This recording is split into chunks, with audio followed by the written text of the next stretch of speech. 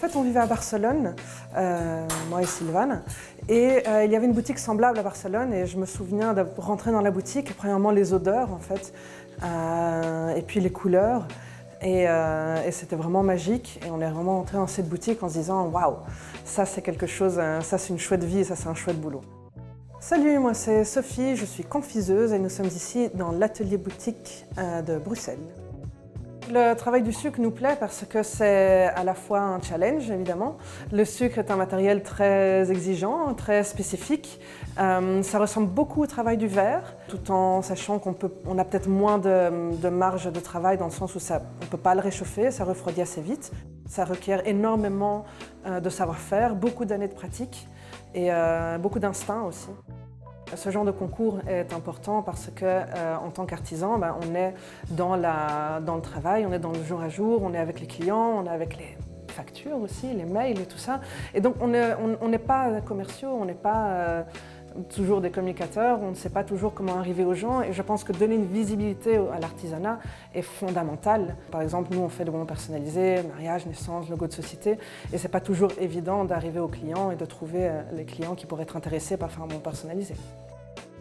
Être artisane en 2022, déjà, c'est prendre le temps, ce qui n'est pas toujours en accord avec la société et le temps qu'on nous donne. Non, il y a les enfants, il y a, comme je disais, il faut faire les factures, il y a beaucoup de choses à gérer, mais il faut quand même prendre le temps de faire son travail comme il faut, d'avoir un produit de qualité, d'offrir un produit différent de ce qu'on peut trouver justement sur les grandes surfaces.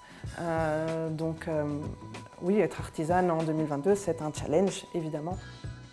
On est dans une période où le sucre est assez difficile parce qu'il y a une mauvaise réputation. Toutes les crasses qu'on trouve à droite à gauche, les gens en ont peur. Les colorants artificiels, des fois, sont vraiment pas très bons. Le sucre, à grande dose, comme tout, n'est pas très bon. C'est pour ça que nous, on fait un gros effort sur l'origine du produit, de la matière première. On travaille que du belge, on fait en circuit court. On ne vend que ce qu'on fabrique à la main en boutique, c'est-à-dire que notre idée, vraiment, c'était de pouvoir donner accès aux gens. Donc la boutique est ouverte à tous, à tout moment. Donner accès aux gens à pouvoir parler directement à nous, aux confiseurs, aux producteurs, à ceux qui produisent les bonbons. Donc on ne vend que ce qu'on fabrique nous-mêmes. On achète nous-mêmes les matières premières, on sait d'où elles viennent. Donc si les gens ont des questions, si les gens ont des doutes, ont des peurs par rapport au sucre, on est là pour en parler. Ils peuvent voir comment on les fabrique. Et en général, quand on voit la fabrication des bonbons artisanaux qu'on fait ici, les gens les mangent d'une autre façon, avec beaucoup plus de plaisir, plus d'attention.